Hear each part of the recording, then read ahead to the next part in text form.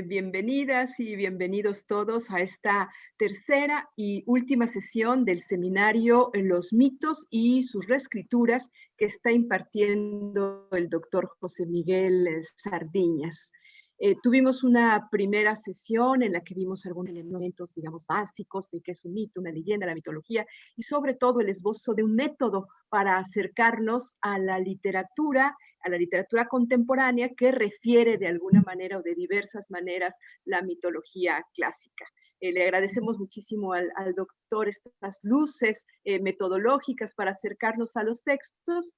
Y bueno, después tuvimos la oportunidad de acercarnos un poco más a Afrodita, al nacimiento de Afrodita y a diferentes versiones en algunas narraciones contemporáneas, en algunos poemas maravillosos.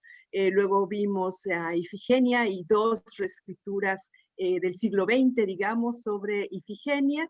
Y el día de hoy, tengo entendido, doctor, veremos a Medea, la hechicera, y veremos un texto contemporáneo de Christa Wolf y desde luego la referencia clásica Eurípides y este espacio de la isla de los bienaventurados. Muchísimas gracias, doctor, nuevamente por estas 3 sesiones y con mucho gusto le cedo la palabra. Buenas tardes a todos. Muchísimas gracias, doctora Ana Laura Santamaría. Y entonces vamos a comenzar con los contenidos programados para la sesión de esta tarde, que, como bien usted acaba de mencionar, van a tratar sobre Medea y en particular la Medea de Eurípides, un poco también otras versiones de Medea en la antigüedad, en particular la de Apolonio de Rodas, y una novela contemporánea de Christa Wolf, la escritora alemana. Por cierto, acabo de ver que hay un... No hay ninguna rata en el programa, está bien, perdón.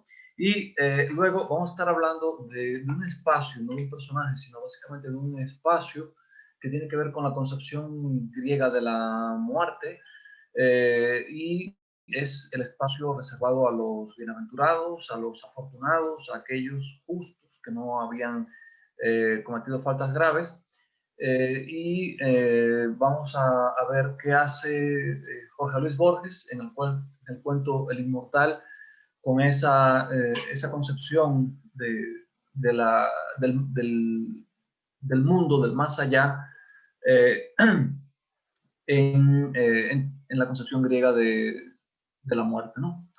Bueno, para comenzar, entonces, partimos de una novela contemporánea y luego vamos a buscar un poco en las fuentes de la literatura griega, de la mitología griega, imágenes, rasgos, para regresar a la novela contemporánea y estar en condiciones de valorar, de disfrutar todos los cambios que se pueden advertir en ella.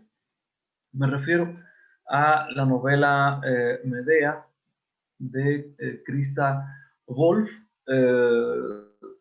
escritora que nació en 1929, vivió en la antigua República Democrática Alemana, en la Alemania Oriental, obvio, desde que se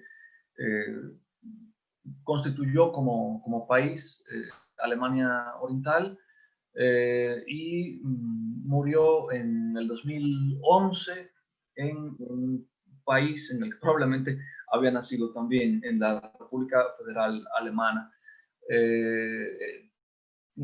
Por los hechos, digamos, por los hechos que marcaron la historia, le tocó vivir en un mundo bastante convulso. Nació en un lugar que era parte de un país, y murió en otro después de haber vivido en lo que fue la República Democrática Alemana, que, como sabemos, después de la caída del muro de Berlín en el año 89, duró poco. Tanto en la República Democrática Alemana cómo después en la Alemania reunificada sus relaciones con el poder fueron conflictivas, ¿no? Y también se ha hablado de cómo cooperó con el servicio de inteligencia de la RDA, el temido servicio de inteligencia alemán, y en fin, siempre creo que dio de qué hablar, pero a mí me interesa sobre todo su relación con la literatura. Eh, Fue autora de varias obras, entre ellas, por ejemplo, Cielo Dividido, que también se ha traducido al español con otro título, El Cielo Partido, y creo que fue la novela que le dio la celebridad, puesto que se publicó originalmente en 1963, apenas un par de años después de que las autoridades de su país comenzaran a construir el infame muro, el Mauer, ¿no? Y precisamente sobre eso trata esa novela, la situación que experimenta una joven obrera de la RDA que se enamora de un hombre que en principio vivía en ese país y luego pasa al otro, a Berlín Occidental, ¿no? En fin, fue la novela que le dio la celebridad, y es interesante tener en cuenta que se centra básicamente en la figura de la muchacha, de la joven trabajadora, y del conflicto que representa para ella estar identificada con el país del que siente que forma parte después de la Segunda Guerra Mundial, y al mismo tiempo ser la esposa, la mujer de un ingeniero que se ha ido al otro lado de la frontera, con lo que eso significa para su vida como mujer. A partir de ahí hubo otras novelas, por ejemplo Cassandra de 1983, centrada también en una mujer, en un personaje mujer, en la princesa troyana, que por haber rechazado a Apolo sigue conservando el don de la profecía, pero nadie le cree, ¿no? Y que va a terminar, como les comentaba ayer, muerta en el palacio de Micenas cuando llegue como parte del botín de Agamenón. En fin, es autora de otras novelas, otras importantes novelas, ejerció el periodismo, y esta Medea, Voces, como se titula originalmente en alemán, data de 1996. Es una novela que precisamente ese subtítulo de Voces se le debe a la forma en que está concebida como relato. No está narrada por una voz que recorra todas sus páginas de principio a fin, sino de manera un tanto atomizada por una serie de personajes. Medea, en primer lugar, como era de esperarse, Jasón, Acamante, y otros personajes que forman parte de ese universo de la ficción. Agameda,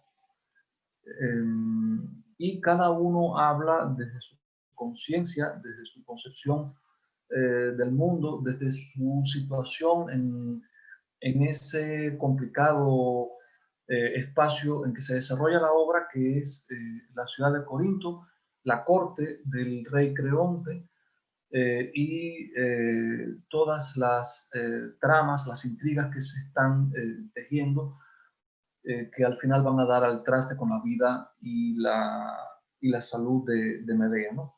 Entonces, esas son las voces, esa es la estructura básicamente de la novela. Los personajes principales son Medea, Jasón, Agameda, una colquidense que en otro tiempo fue discípulo de Medea, Acamante, el primer astrónomo del palacio de Creonte, Leucón, un corintio que también es astrónomo, Glauce, la hija del rey Creonte y de Mérope, la reina, y hay otros personajes menos importantes como Creonte, el rey de Corinto, su mujer, la reina Mérope, y Finoe, la hija de ambos, que es asesinada y que básicamente va a ser un personaje referido, porque ya en las páginas de la novela aparece como un misterio muy bien guardado, ¿no? Lisa, una colquidense que es compañera, hermana de leche de Medea. Arinna, hija del personaje anterior de Lisa. Circe, la hechicera que ya conocemos desde la Ilíada, perdón, la Odisea, y que es hermana de la madre de Medea, por tanto tía de Medea, y de la cual Medea guarda un recuerdo, puesto que durante su huida desde la Cólquide pasó por allí, estuvo en la casa en el palacio de Circe. Presbón, colquidense también, organizador de los Juegos de Corinto. Telamón, un compañero de Jasón, es uno de los argonautas. Frixo, tío de Jasón. Pelias, Quirón, Mérmero y Feres, que son los hijos de Medea y de Jasón. Oistros, un escultor amante de Medea.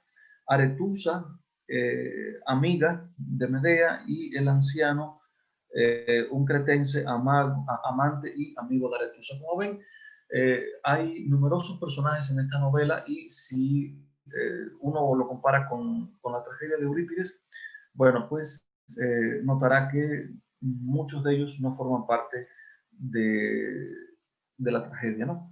Pero hay que destacar como otro rasgo importante de esta novela el hecho de que estas voces eh, evoquen el carácter dramático que en su origen tuvo la obra en Eurípides, ¿no? Es una novela. Hay un cambio de género literario, de tragedia a novela, con todo lo que eso significa, digamos, en el cambio del género estilístico de de la tragedia, que es sublime, a la novela, que es un género, diríamos, básicamente burgués. Puede ubicarse, digamos, como un género medio, similar a ciertas comedias, aunque esto de cómico no tiene nada.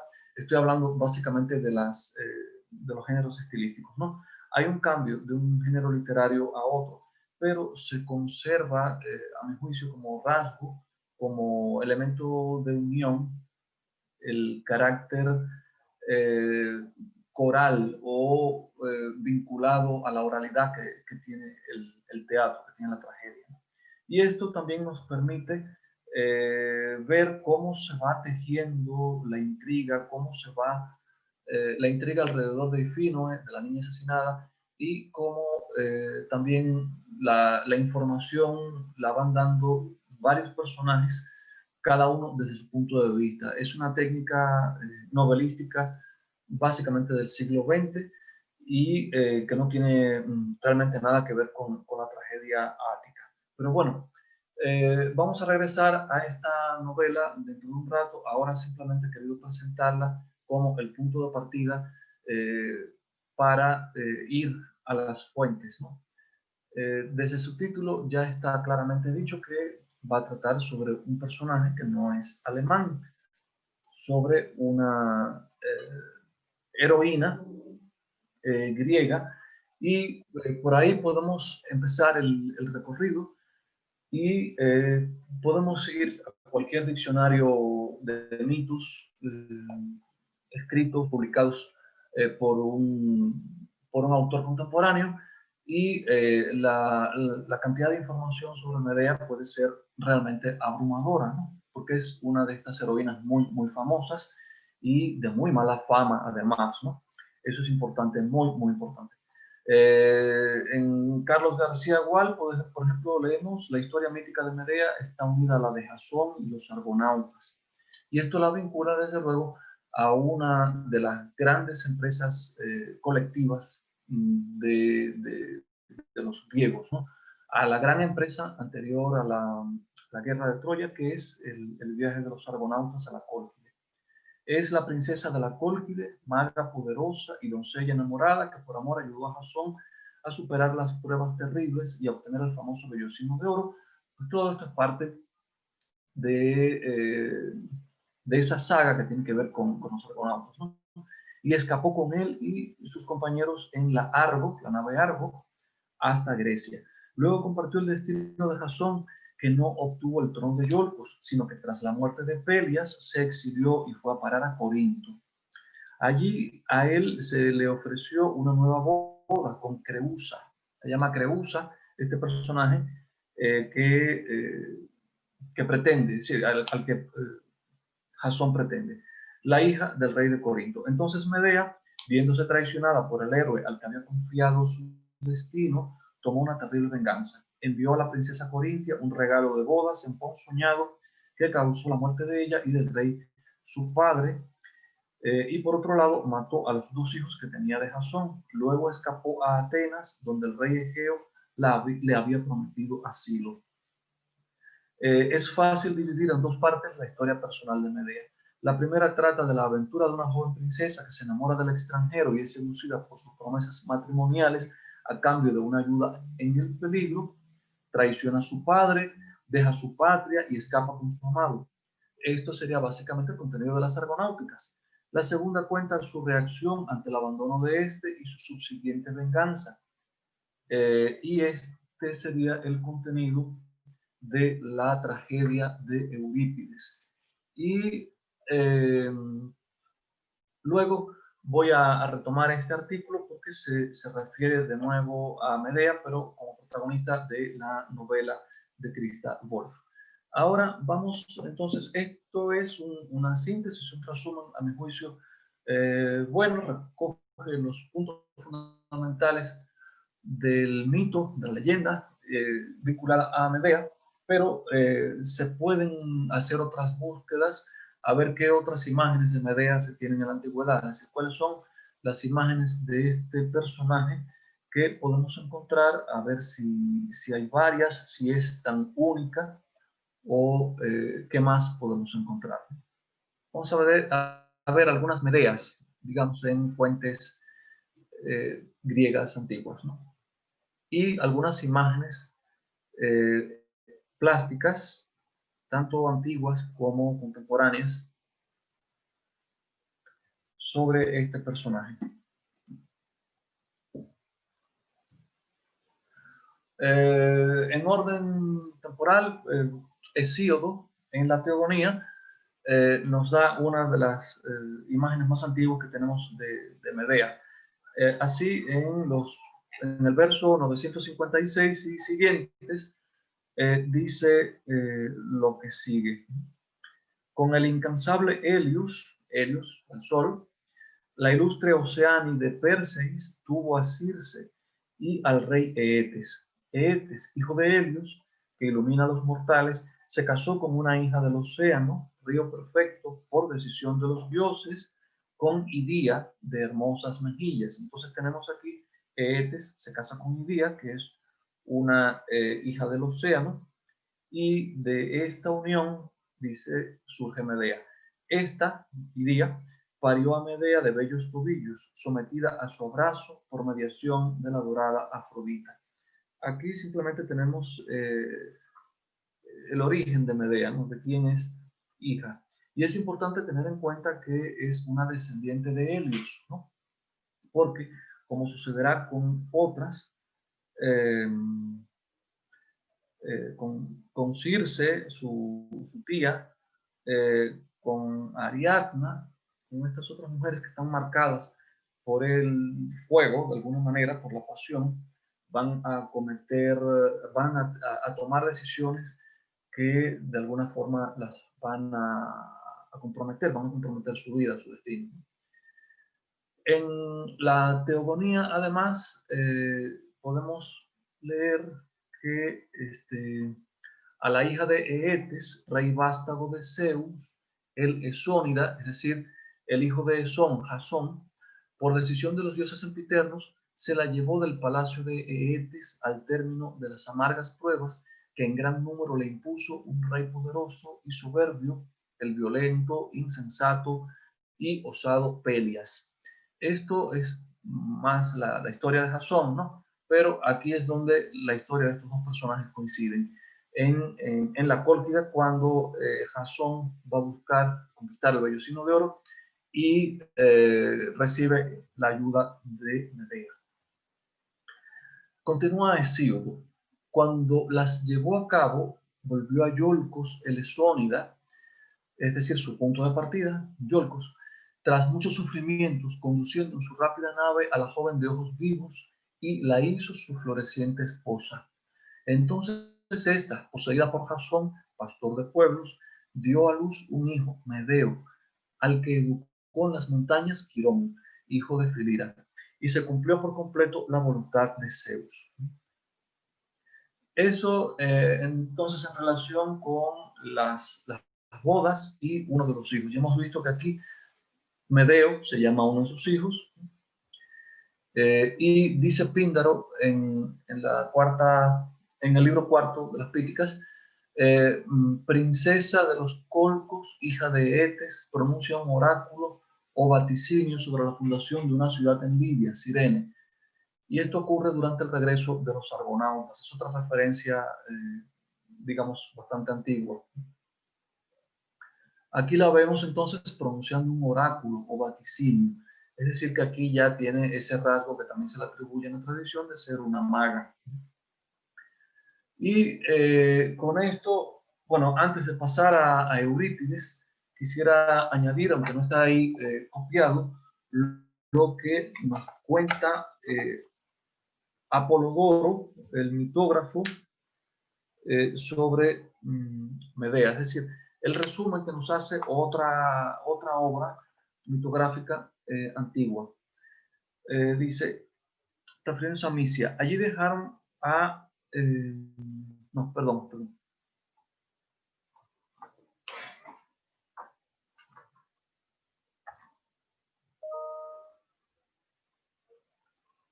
De Esón, hijo de Creteo, y Polimede, hijo de Autor, nació Jasón, que habitó en Iolco, donde reinaba el sucesor de Creteo, Pelias. Este es el origen de Jasón, la otra rama que tiene que ver con Medea precisamente, ¿no? A este, cuando consultó el oráculo respecto al reino, el dios le advirtió que se cuidara del hombre con una sola sandalia. Al principio no comprendió el oráculo, pero sí más tarde.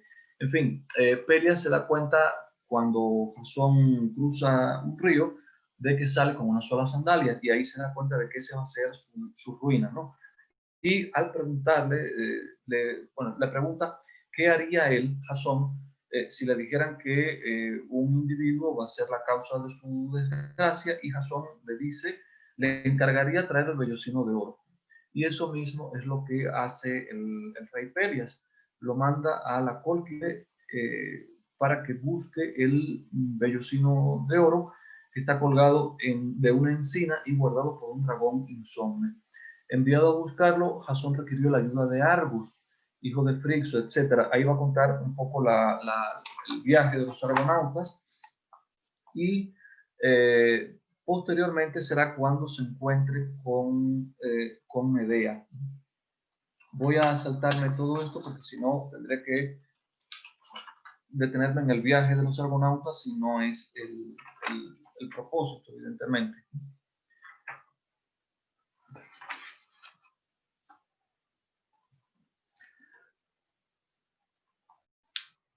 Mientras Jasón cavilaba, ya esto es en la Cólquida, cómo uncir los toros, Medea se enamoró de él. Era una hechicera, hija de Etes y de la Oceánide Idía. Aquí es básicamente una hechicera en Apolodoro, ¿no? Temiendo que los toros destrozaran a Jasón, prometió, sin conocimiento de su padre, ayudarle a uncirlos y conseguir el vellocino si juraba tomarla por esposa y llevarla en su viaje a la Hélade, Grecia. Jasón consintió y ella le proporcionó una droga, diciéndole que untara con ella el escudo, la lanza y su cuerpo cuando se dispusiera a uncir los toros, pues le aseguró que untado con ella durante un día, ni el fuego ni el hierro podrían hacerle daño. Le advirtió que una vez sembrados los dientes, surgirían de la tierra hombres armados contra él, y le aconsejó que viéndolos agrupados desde lejos, arrojara piedras en medio, y que mientras por ello combatieran entre sí, los matara. Jasón, tras oír esto, untado con la droga, llegó al bosque sagrado del templo, buscó a los toros, y aunque lo envolvieron en llamas, los unció. Cuando hubo sembrado los dientes, brotaron de la tierra hombres armados, donde vio muchos juntos, sin ser notado arrojó piedras, y mientras luchaban unos contra otros, se acercó y los mató. A pesar de haber uncido los toros, Eetes no quiso entregarle el vellocino, sino que pretendía quemar la nave Argo y dar muerte a sus tripulantes. Pero Medea, adelantándose, condujo a Jasón por la noche a donde estaba la piel, es decir, el vellocino de oro, y tras adormecer con una droga al dragón que la guardaba, se apoderó de ella y se dirigió a la Argo con Jasón, llevando también a su hermano Absirto, y con ellos a bordo los argonautas zarparon durante la noche. Eetes, ante la audacia de Medea, intentó alcanzar la nave. Medea, al verlo cerca, asesinó a su hermano, es decir, a Absirto, y despedazado lo arrojó al mar. Eetes se retrasó en la persecución por recoger los pedazos del niño, entonces emprendió el regreso y enterró los miembros rescatados en un lugar que denominó Tomos. Esa es la ciudad de Tomis, que actualmente está en Rumanía. En fin, la historia es tan larga como puede leerla cualquiera en el poema épico helenístico Argonáutica de Apolonio de Rodas, y por ahí seguimos hasta que llegan a Corinto. Dice, refiriéndose a Jasón y a Medea, sigo citando a la biblioteca de Apolodoro. Estos llegaron a Corinto y vivieron felices durante 10 años, hasta que Creonte, rey de Corinto, prometió dar a su hija Glauce a Jasón, quien, abandonando a Medea, se casó con ella. Medea invocó a los dioses por los que Jasón había jurado, y tras reprochar a ésta muchas veces su ingratitud, envió a la novia un peplo envenenado que, al vestirlo, la abrazó con fuego voraz, así como a su padre, que había acudido a socorrerla. Medea mató a Mérmero y Feres, los hijos tenidos con Jasón, y aquí fíjense que se llaman de esa forma. Y recibiendo de Helios un carro con dragones alados, huyó en él, y llegó a Atenas. También se dice que al huir abandonó a los niños aún pequeños, dejándolos como suplicantes en el altar de Hera Acrea, pero los corintios los arrebataron de allí y los hirieron mortalmente. Medea llegó a Atenas y allí, casada con Egeo, tuvo un hijo, Medo, etc. En fin, ven que en esta fuente mitográfica hay una serie de circunstancias y de detalles que, por ejemplo, si han leído la tragedia de Eurípides, no van a encontrar. En la tragedia de Eurípides son otros los elementos que vamos a ver, y aquí retomo el PowerPoint. La tragedia se desarrolla en Corinto, ya no tiene nada que ver con la Cólquide, y el tiempo en el que ocurren los acontecimientos, si es que se puede hablar de un tiempo exacto referido a un mito, pero digamos que en esa cronología que podemos ver del mito, es el momento en el que Jasón yace en el lecho real con la hija de Creonte, Glauce se llama aquí, y va a casarse con esta. Medea se lamenta, quiere morir, maldice a sus hijos y se odia a sí misma y odia a Jasón. Es decir, es una mujer poseída básicamente por el odio. Dice, cito textualmente, yo estoy sola en ciudad ajena, ultrajada por un hombre, como botín robado de una tierra bárbara, sin madre, ni hermano, ni parientes para cambiarte de fondeadero en esta desgracia. Y Medea lo que quiere es venganza. Está poseída por el odio y quiere tomar venganza de esas injusticias de las que se siente víctima. Y los antecedentes que podemos deducir están en el prólogo que da la nodriza. Entre las acciones importantes que ejecuta Medea aquí, tenemos que pide ayuda al coro para vengarse de Jasón, que Creonte ordena a Medea irse al exilio de inmediato con sus dos hijos, porque siente que es un peligro para él y su familia. Medea obtiene de Creonte un día de plazo para meditar a dónde irse con los niños. Pobre Creonte no sabía lo que estaba haciendo cuando le dio un día de plazo a Medea. Simplemente le dio la coartada que necesitaba para tramar todo el crimen que iba a cometer. Medea, entre tanto, se entrevista con Egeo, el rey de Atenas, y asegura su refugio. Después de esto, mata a la hija de Creonte y mata a sus propios hijos, como si sucede normalmente en las tragedias griegas. Esta escena de sangre, de patetismo, de pathos, no ocurre frente al público, pero sí es lo suficientemente fuerte como para que se escuche, digamos, el grito de los niños y el horror que está sucediendo fuera de escena. Esto es entonces una síntesis muy apretada de la tragedia de Eurípides. Pero como les había adelantado, y en parte también leído en la biblioteca de Apolodoro, Medea tiene antecedentes, es decir, hay toda una serie de elementos que no están en esta tragedia y que se necesita conocer para tener una idea más amplia de quién es esta mujer, ¿no? Eso lo podemos encontrar en las Argonáuticas de Apolonio de Rodas, un autor griego que vivió en Alejandría de Egipto,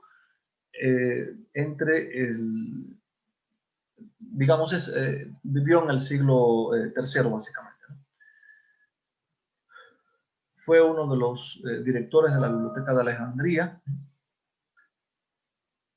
y su principal obra es el poema épico Argonáuticas. Ahí en ese mapa pueden ver el trayecto desde la Cólquida hasta, bueno, cruzan el Mar Negro en su huida. Antes, obviamente, han llegado los argonautas desde Grecia a la Cólquida, luego huyen, entran por un río que se supone que es el Danubio, y luego tienen que desarmar los barcos para seguir por tierra, hasta que luego de muchas travesías regresan al mar Mediterráneo, visitan la costa norte de África y después de otra navegación vuelven a Grecia. Como supondrán, un viaje tan largo, tan complicado, es objeto de muchos episodios. En esta nave, por ejemplo, empieza el recorrido, digamos, la nave Argo, en una representación totalmente moderna de película, una foto cualquiera que encontré, pero que puede dar una idea de cómo puede haber sido, al menos para quienes se lo imaginaron, ¿no? Y aquí tienen uno de los más famosos argonautas, que es Orfeo, ¿no? En las argonáuticas específicamente, ¿dónde está Medea? Está en el canto tercero y en el canto cuarto. En el canto tercero tenemos el amor de Medea, es decir, el enamoramiento entre Medea y Jasón, el pacto que hacen, yo te ayudo y tú me llevas. Es decir, que Medea es básicamente cuando Jasón llega a la Cólquide en busca del vellocino de oro, ella es una ayudante mágica, podríamos decir, aunque es humana, le aporta todo el saber de su magia, ¿no? Y a cambio, lo que le pide a Jasón es que se case con ella, que se la lleve, ¿no?, a otro lugar. Y el cumplimiento de las pruebas heroicas por parte de Jasón. Jasón es un héroe que tiene que dar prueba de ese heroísmo y lo hace enfrentándose a estos seres monstruosos de los que hice mención cuando leí el fragmento de Apolodoro. Aunque evidentemente esa ayuda tan grande que recibe hace que uno se pregunte qué tan heroico fue el enfrentamiento con esos animales, con esos monstruos, ¿no? Y en el canto cuarto tenemos la huida de la nave Argo.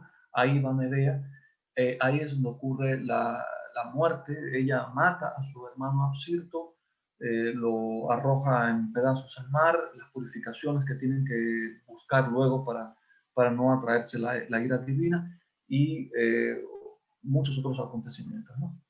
Aquí algunas imágenes de Medea, una imagen antigua. Tenemos a Medea matando a uno de sus hijos en plenas funciones, con un cuchillo bastante largo, una daga, quién sabe que sea. Otra imagen, en este caso de un fresco pompeyano,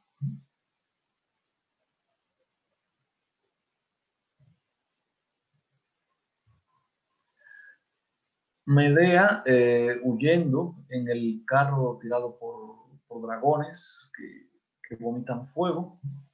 Esta es una imagen de cerámica.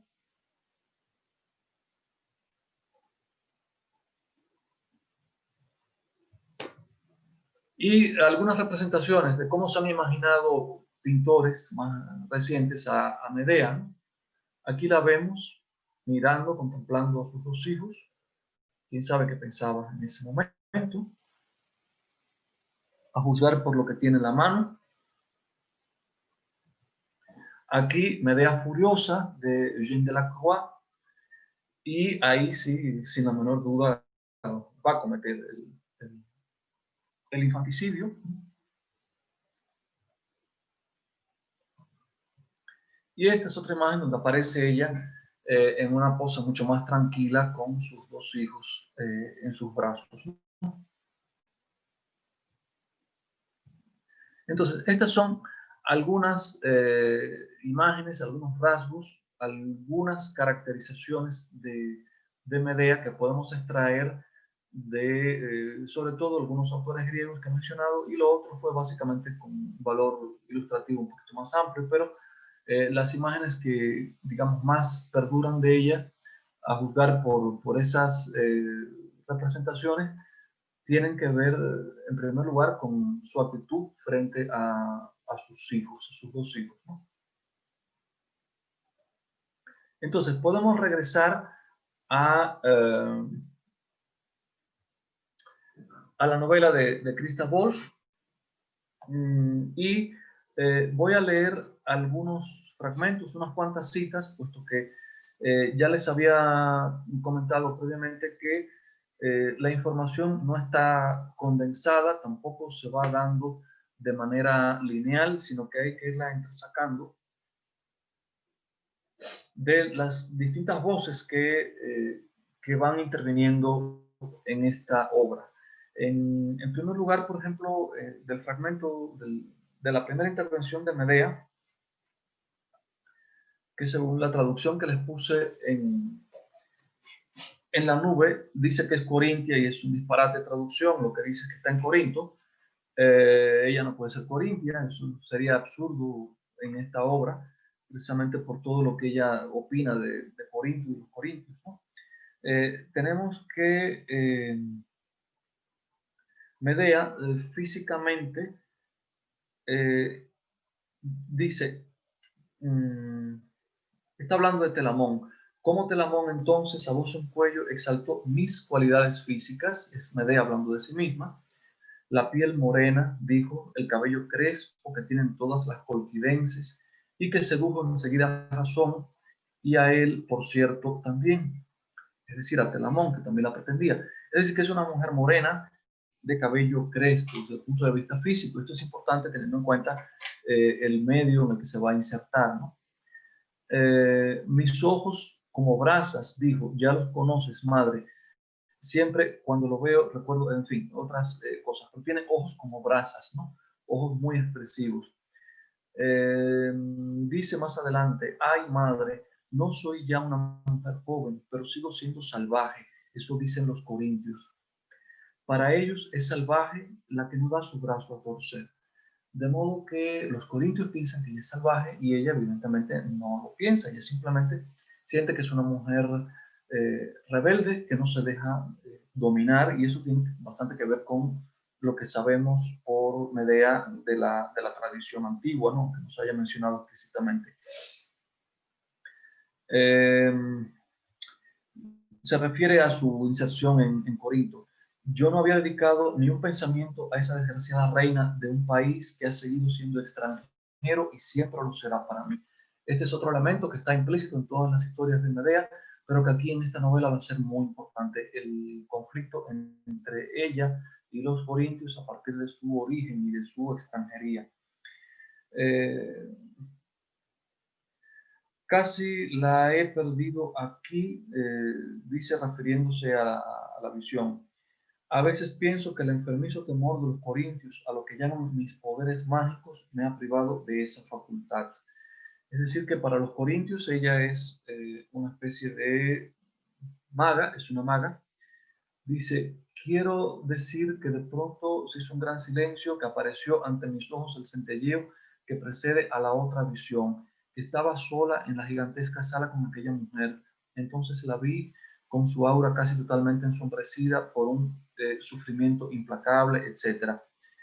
Ella tiene visiones, ella puede ver más que los demás, incluso en sueños, ¿no? Más adelante,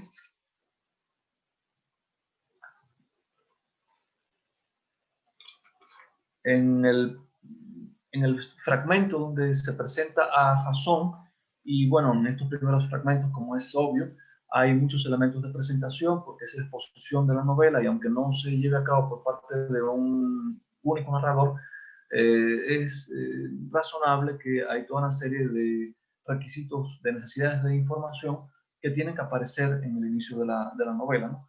Entonces Jasón es quien va a hablar de sí mismo y también de Medea. Dice Jasón, debe haber irritado, bueno, hablando de Medea, a Camante, porque si no, él no habría resucitado esa vieja historia, además no probada, para pregonarla a los cuatro vientos. De forma que en el consejo me encontré como el último idiota, teniendo que pronunciarme sobre la acusación de que Medea en otro tiempo mató a su hermano.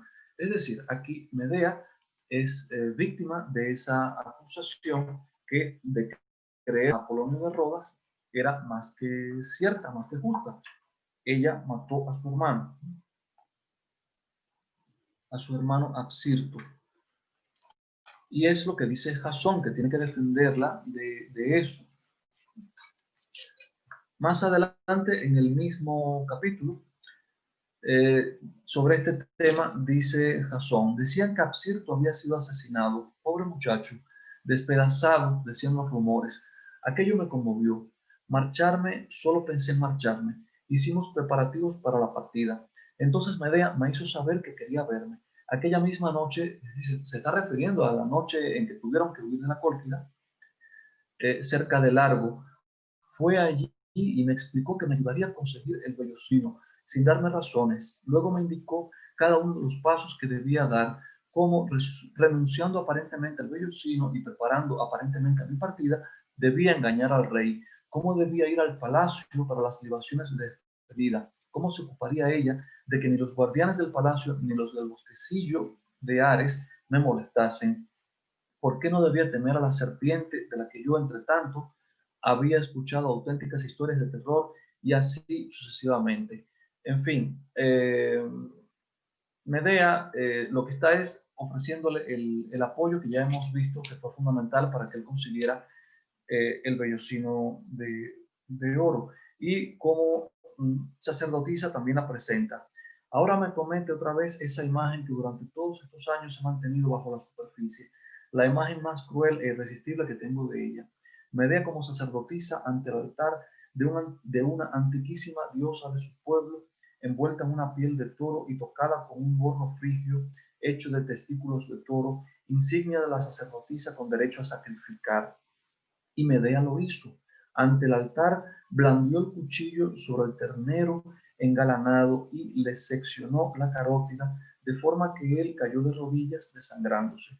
Las mujeres recogieron la sangre y la bebieron, Medea la primera, y yo me horroricé al verla sin poder apartar la vista, y estoy seguro de que ella quería que la viera así, terrible y hermosa. La deseé como nunca había deseado antes a una mujer. No sabía que existiese ese deseo que te desgarra, y huí cuando las mujeres, en su embriaguez de sangre, comenzaron a dar con los pies en el suelo y a bailar horriblemente, y supe que no podría marcharme ya sin aquella mujer. Tenía que ser mía. Esto obviamente no lo dice Medea, lo dice Jasón, pero es una imagen muy fuerte de ella como personaje, una de las primeras imágenes que hay en la obra. Más adelante,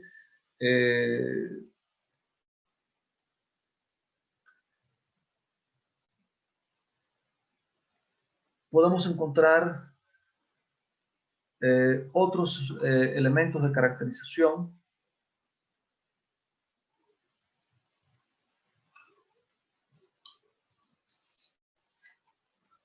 Voy a saltar estos porque no quiero tampoco abusar de la paciencia de ustedes con tantas citas.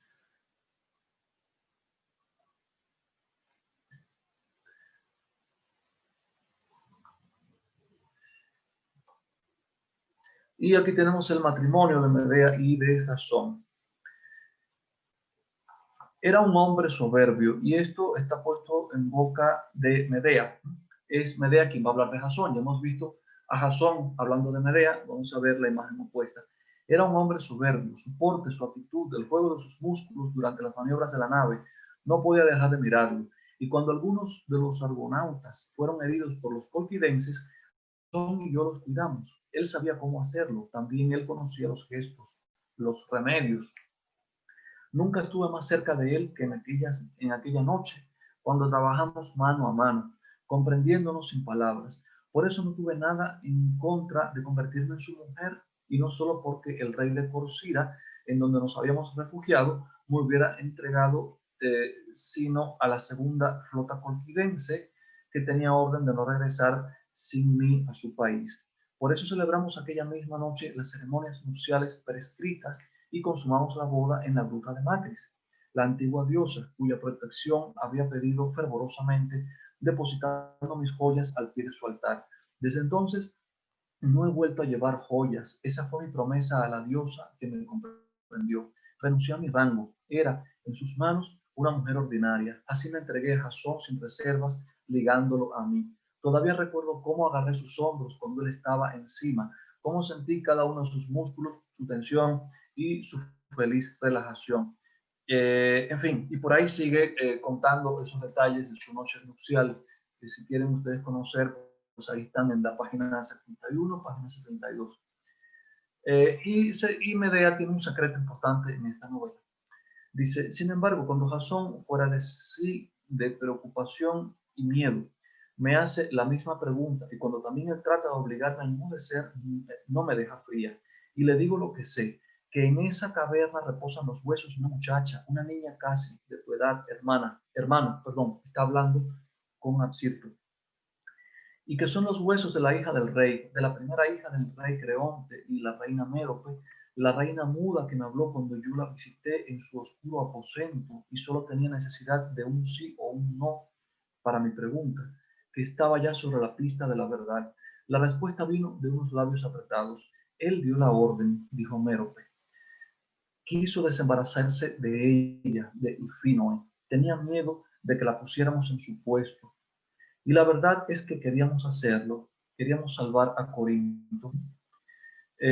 Nosotros quisimos salvar a la Cólquida, y ella, esa muchacha, y Finoe, y tú, Absirto, los dos fueron las víctimas. Ella es tu hermana más de lo que yo podré serlo nunca.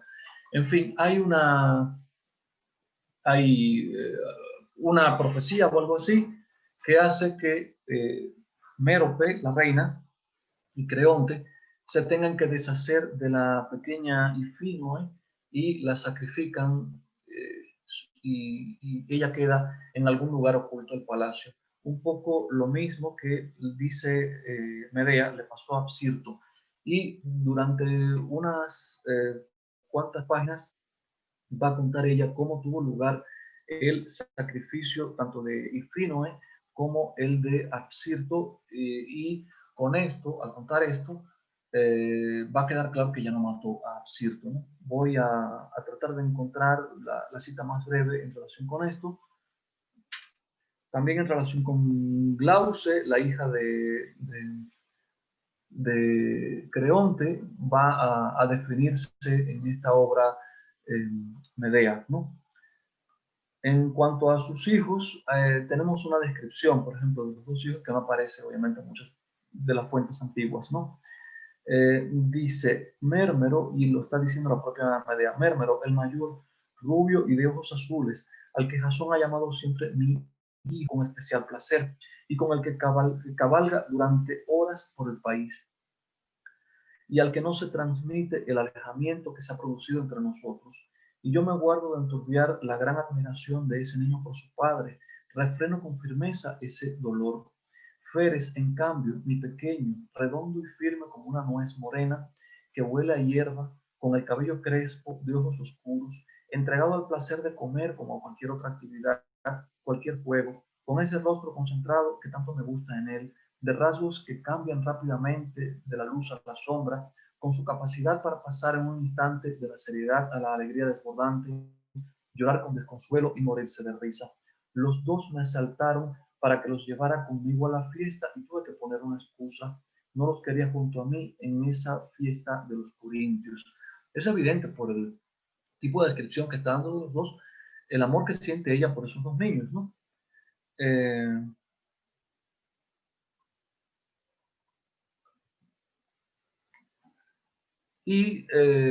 Paso más adelante a Medea de nuevo, donde trata explícitamente el asunto de las acusaciones de que ha sido víctima, dice ella, de haber matado a sus hijos. Dice, ¿qué dicen? Que yo, Medea, he matado a mis hijos, que yo, Medea, quise vengarme del infiel Jasón. ¿Quién lo creerá? Me pregunto. ¿No? Arina dice, todos. También Jasón, él no tiene ya nada que decir. Y los colquidenses, todos han muerto, salvo las mujeres de las montañas, y ellas se han vuelto salvajes. Es decir, exactamente lo que era Medea al principio de la obra, después de toda una serie de acontecimientos, digamos, de conflictos en Corinto, ahora resulta que ellas se han tenido que ir a vivir como salvajes, ¿no? Así son las cosas, en eso acaba todo. Se ocupan de que también las generaciones venideras me llamen infanticida. Sin embargo, ¿qué será eso comparado con los horrores que entre tanto habrán conocido?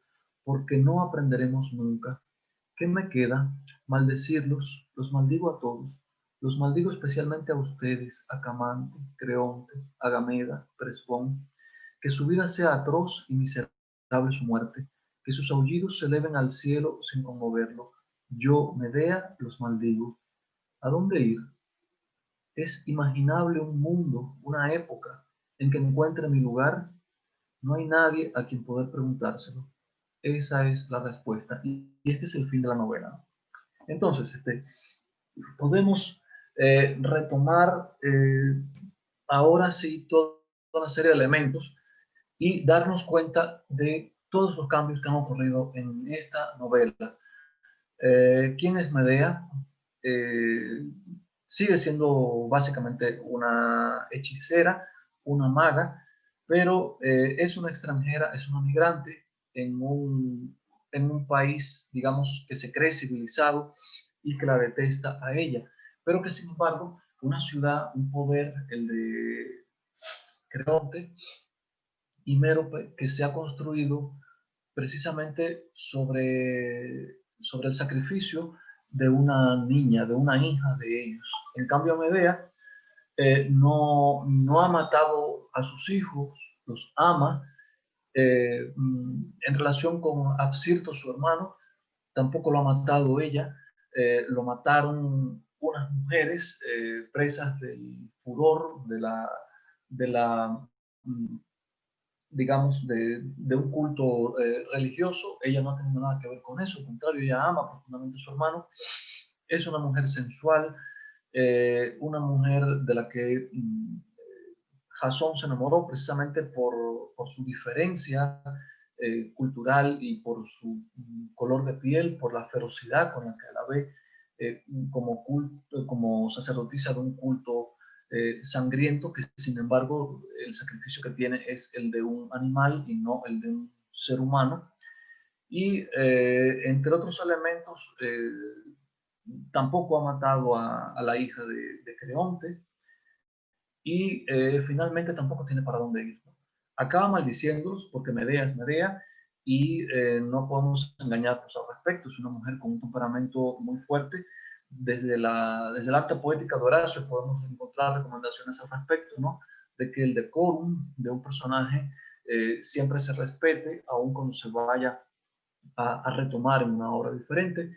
Y este elemento de identidad del mito debe permanecer para que ella no sea simplemente una muñeca en manos de una escritora contemporánea, ¿no?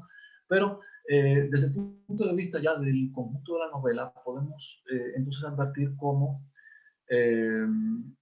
su personaje es comprendido y es de alguna forma expurgado o limpiado de una serie de acusaciones falsas, digamos, de las que ha sido objeto.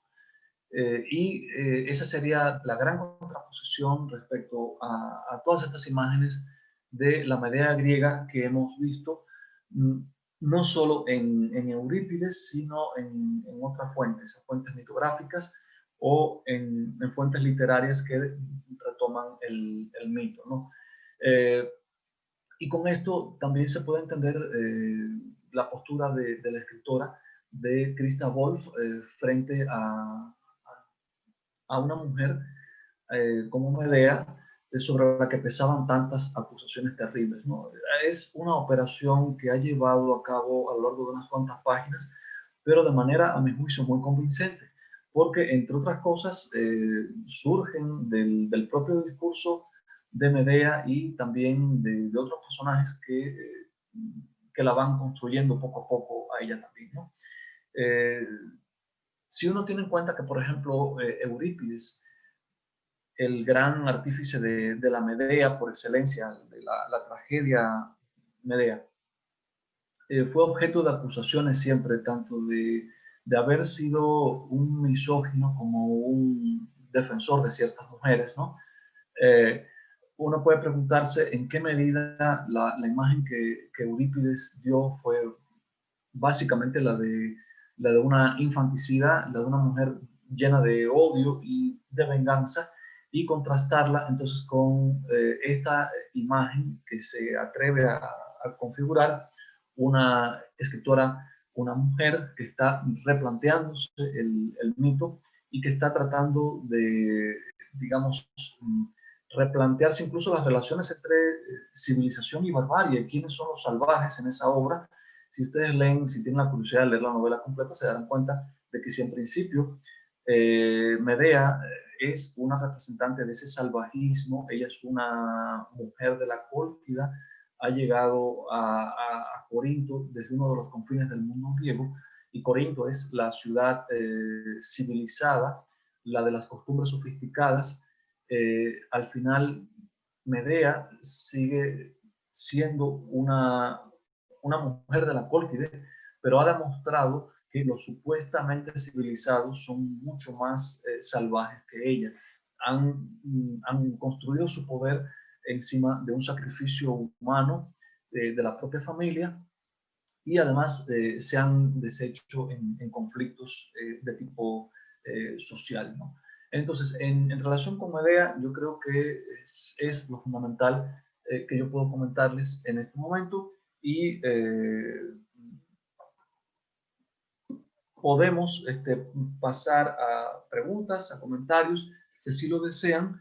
Aquí tengo el segmento que quería comentar de Carlos García Gual, pero igual ya se ha ido aproximadamente una hora y no quisiera atormentarlos con más citas largas, ¿no? Doctor, en lo que llega alguna pregunta, me gustaría preguntarle sobre el tránsito de la Medea, digamos, entre la Medea de Eurípides y Séneca. Perdón.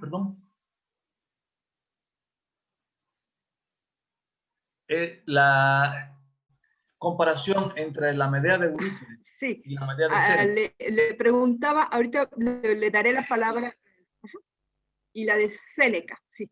Si hay un sentido más moralizante en Séneca. Pues sí, porque Medea es un personaje básicamente apasionado, es una exponente de una de esas pasiones terribles. Y sabemos que Séneca como filósofo básicamente estoico, tenía que destacar esa pasión como el origen de las desgracias de Medea.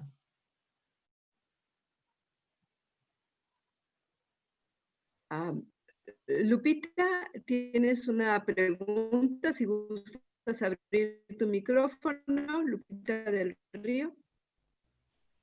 No, no se podía, gracias. Pues no, más bien un comentario, o sea, como en la novela contemporánea, ¿verdad? Viene toda esta problemática dramática, cómo se traslada a un contexto político, un contexto social, y esa noción de la barbarie de aquella ciudad que aparentemente es tan, perdón, lo del video, una disculpa, que aparentemente es tan, pues tan rica en posibilidades y cómo a fin de cuentas hay todo ese salvajismo, ¿no? Porque está relacionado con esta construcción del muro, con esta escisión de las personas. Pero lo curioso es que se tome a este personaje que en las obras clásicas, pues aparece como si verdaderamente, bueno, como verdaderamente artífice de las cuestiones que le están sucediendo. Y aquí viene esa contraparte. Vaya, se me hace muy interesante ese planteamiento como una persona que migra a otro lugar también, ¿verdad? El desconocimiento de la diferencia. Se me hace muy interesante, solo quería comentar eso. Gracias. Sí, es que es un poco la visión de esa Medea y de todo lo que ella significa desde la Alemania de finales del siglo XX, desde la Europa de finales del siglo XX, ya, digamos, afrontada al problema de las migraciones, ¿no? Y de quién en última instancia puede ser el salvaje o quién puede ser el civilizado, ¿no? Y bueno, Christa Wolf, de alguna manera, eh, replanteándose preguntas molestas para los propios europeos, ¿no? Sí, yo quisiera también hacer un comentario, doctor, de que es interesante cuando usted hablaba de qué hace que un personaje siga siendo ese personaje, ¿no? Es decir, que Medea siga siendo Medea, aunque no haya matado a sus hijos, ¿no? Aunque no haya cometido la acción del infanticidio que parece determinar a Medea, están otras dos características muy importantes que son que sea la hechicera y que sea la extranjera, ¿no? Esto, digamos, la define, ¿no? Y esta, digamos, furia también que hace a Medea, que continúa siendo Medea, aunque no cometa propiamente el infanticidio. Y también quería preguntarle, doctora, a lo mejor es una pregunta demasiado vaga y amplia, este tránsito de la hechicera griega, pensando en Circe y pensando en Medea, a la bruja medieval. ¿Qué habría en esos dos paradigmas? Pues ahí yo creo que depende un poco de la ideología religiosa que la circunda, ¿no? En el caso de una hechicera griega, pues básicamente dependería un poco de cuál es el contexto cultural, ¿no? En el caso de Eurípides, tampoco creo que viera, bueno, es evidente que Eurípides no ve con simpatía a Medea. De otras grandes heroínas terribles de él, podría preguntarse uno en qué medida sí podría sentir simpatía o podría uno deducir que él sentía simpatía o no por ella, ¿no? Pero en el caso de Eurípides, que vive ya en una época de mucho racionalismo, probablemente Medea representaba todo ese, digamos, ese mundo irracional, ¿no? Que no podía contenerse. En el caso de la bruja medieval, sí, pues creo que no había manera de salvarla, ¿no? Por donde quiera que se la viera, ya no solo como representante de irracionalismo, que muy probablemente no fuera lo más importante, sino de potencias diabólicas o de cercanía a esas fuerzas que estaban tan alejadas del cristianismo, ¿no? De ahí la condena de la que siempre fue objeto, ¿no?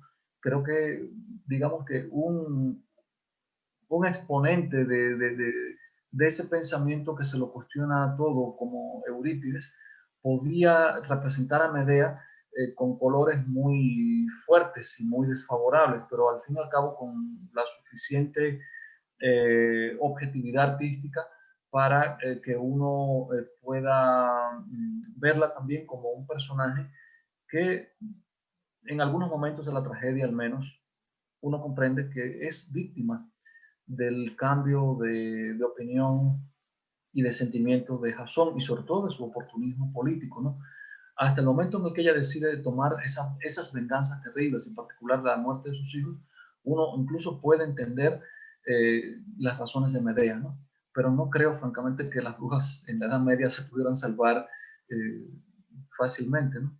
No es un terreno en el que me mueva yo con mucha soltura a la Edad Media, pero sí, definitivamente cualquier imagen de la bruja medieval que le llegue a uno está condenada, ¿no? Simplificando mucho, te los podríamos decir que Medea no deja de ser una heroína trágica y las brujas serán siempre villanas. Sí, exactamente. Medea tiene la grandeza de una heroína trágica.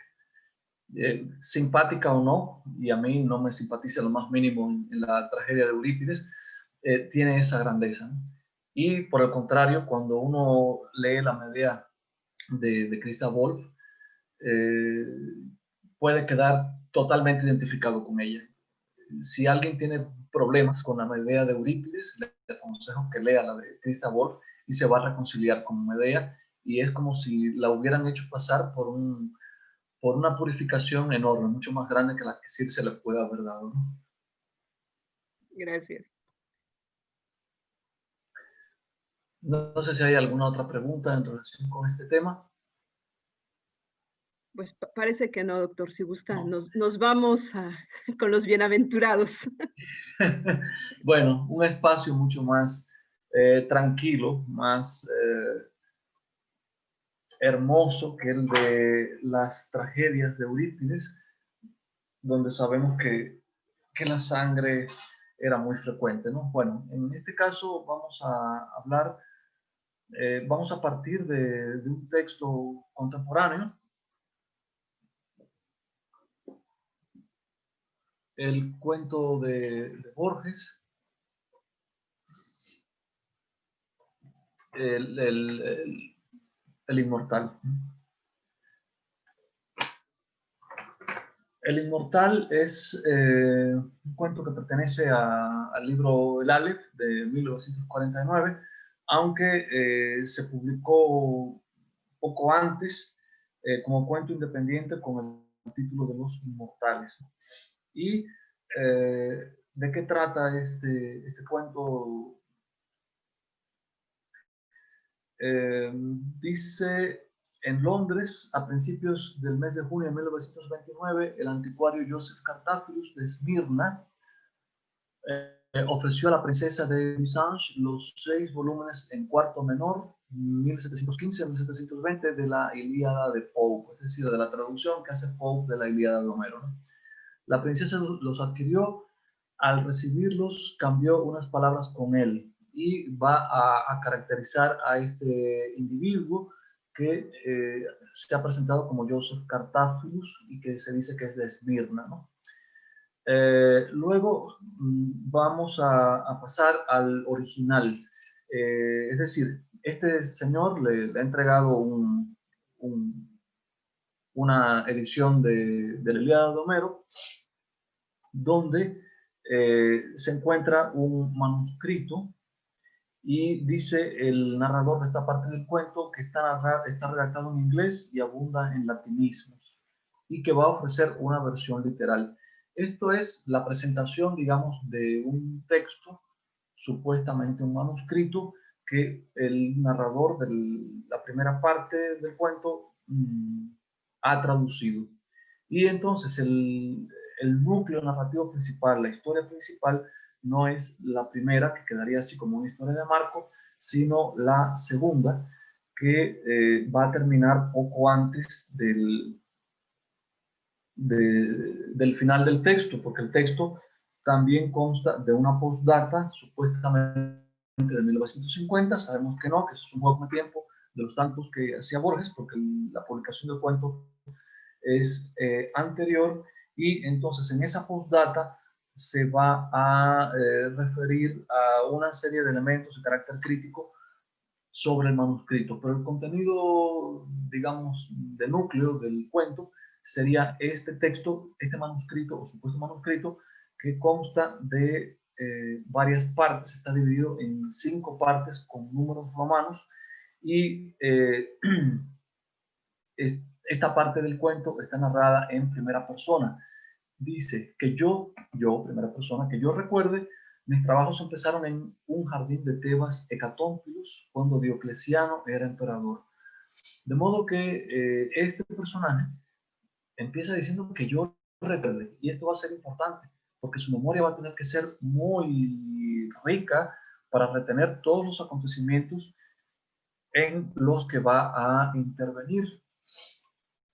Y sitúa ese inicio de su biografía, digamos, en Tebas Hecatónfilos, Tebas, la de las 100 puertas, en tiempos de Diocleciano, del emperador romano Diocleciano. Esto nos está ubicando entonces en un espacio y en un tiempo determinados, en tiempos del Imperio Romano. Yo había militado sin gloria en las recientes guerras egipcias. Yo era tribuno de una legión que estuvo acuartelada en Berenice frente al Mar Rojo. Es un militar romano. Y me voy a saltar algunas partes, evidentemente, de este texto que yo creo que cualquiera puede leer con muchísimo gusto, porque su estilo es una de sus grandes virtudes, ese estilo lírico que tenía Borges en los primeros cuentos de la década del 40, del 50, y lo importante aquí sería que se encuentra como un personaje que viene del oriente, de lo más lejano del oriente. Un jinete rendido y ensangrentado venía del oriente. A unos pasos de mí rodó el caballo. Rodó del caballo, decía. Con una tenue voz insaciable me preguntó en latín el nombre del río que bañaba los muros de la ciudad. Le respondí que era el Egipto, que alimentan las lluvias. Otro es el río que percibo, replicó tristemente, el río secreto que purifica de la muerte a los hombres. Es decir, está buscando el río que otorga la inmortalidad, ¿no? Oscura sangre le emanaba del pecho. Me dijo que su patria era una montaña que está del otro lado del Ganges y que en esa montaña era fama que si alguien caminaba hasta el occidente, donde se acaba el mundo, llegaría al río cuyas aguas dan la inmortalidad.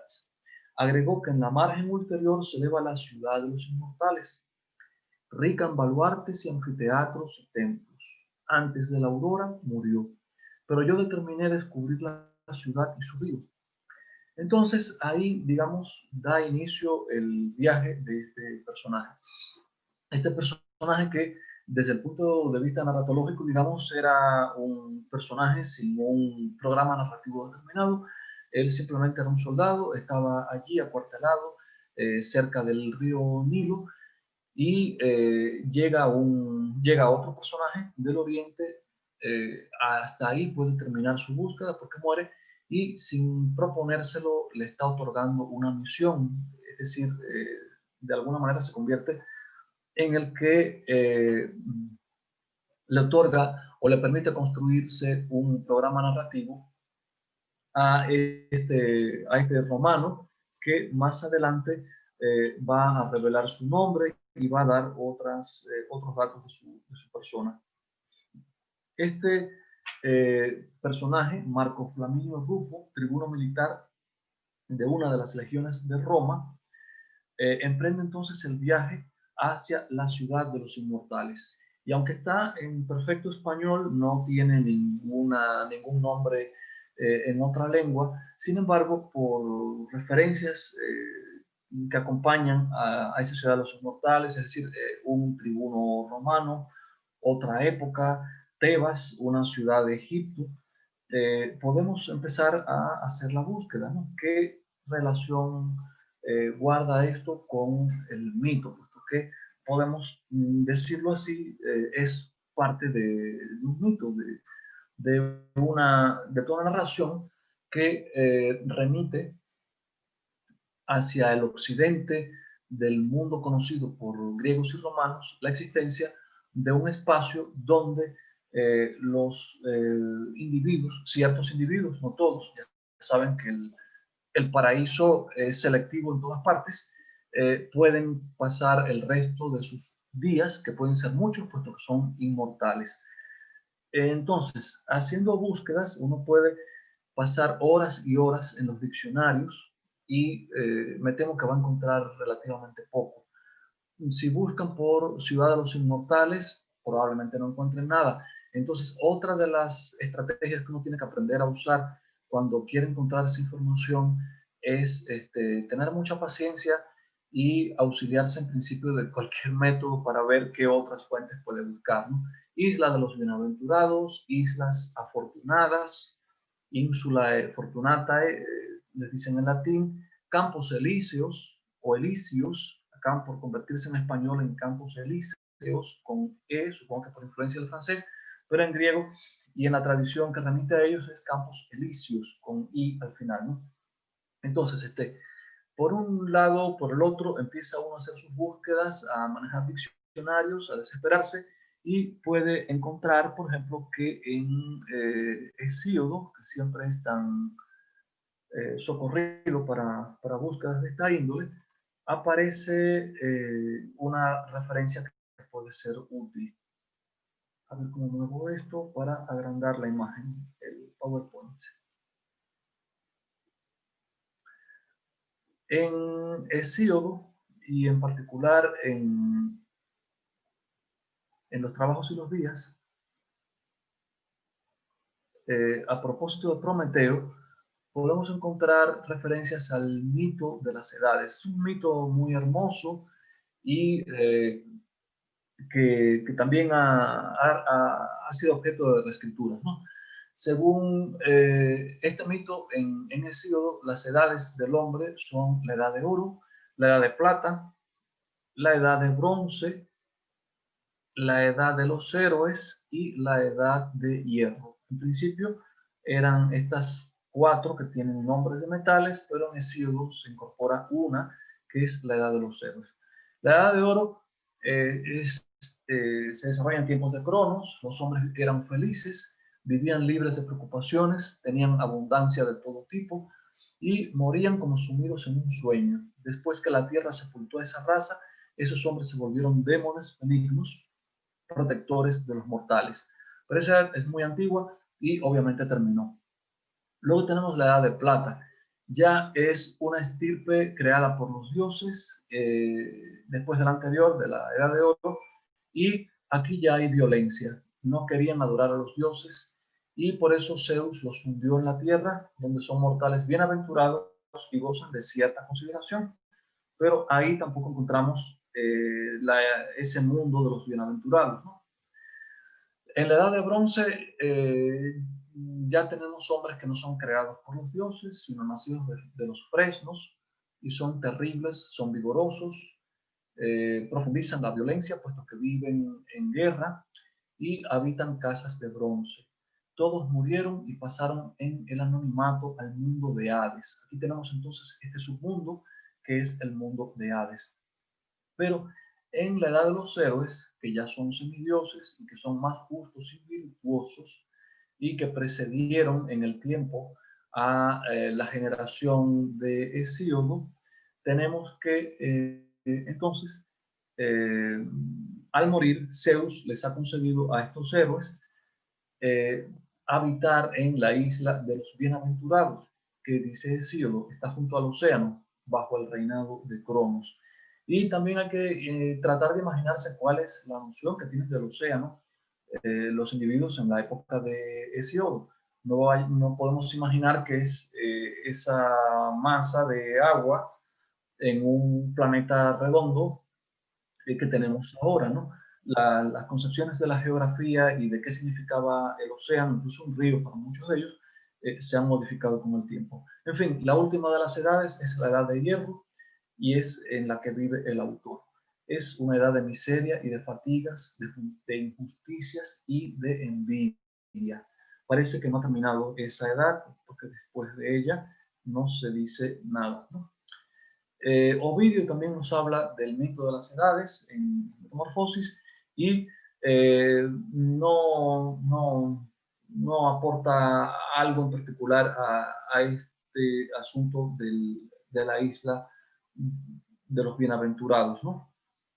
Estas son imágenes de la Edad de Oro, no voy a mostrarlas porque no tratan exactamente sobre lo que me interesa. Bien, después de Hesiodo, podemos encontrar algunas referencias aisladas también en un poeta del siglo V, Píndaro, y Píndaro en una de sus odas olímpicas, en la segunda olímpica, dice lo siguiente: cuantos osaron, en cambio, morando 3 veces en uno y otro lado, mantener por entero su alma alejada de la injusticia, recorren el camino de Zeus hasta la torre de Crono. Allí, con sus soplos, las brisas oceánicas envuelven la isla de los bienaventurados, y flores de oro relucen, unas de la tierra nacidas de fúlgidos árboles, y otras el agua las cría, con cuyas guirnaldas enlazan sus manos, trenzan coronas, según la justa decisión de Radamanto, a quien tiene como asesor suyo dispuesto el gran padre, es decir, Zeus, el esposo de Rea, que ocupa el trono más alto entre todos. Peleo y Cadmo, en medio de ellos, se cuentan honrados, y después que con plegarias el corazón de Zeus ablandara, aquí trajo a Aquiles su madre, Aquiles, que a Héctor derribó de Troya inexpugnable e impertérrita columna, y a Signo a la muerte llevó, y al etíope hijo de Eos. En fin, hasta ahí la cita. Lo importante en este caso es el aspecto que tiene quienes viven aquí, ya aquí en esta traducción al menos, aparece con el nombre de Isla de los Bienaventurados, es una isla, ahí viven los felices, los dichosos.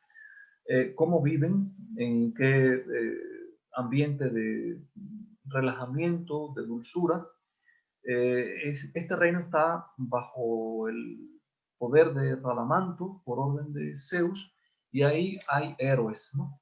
Peleo, el padre de Aquiles, Cadmo, uno de los que dan lugar a Tebas, y el propio Aquiles. Le han conseguido, digamos, un puesto, un lugar a Aquiles en ese espacio paradisíaco, ¿no? Y dónde se encuentra, qué otros rasgos tiene. No siempre es fácil encontrar esas descripciones, pero sí es importante darnos cuenta de que se ubica en el occidente, en ese lugar donde termina el mundo, ¿no?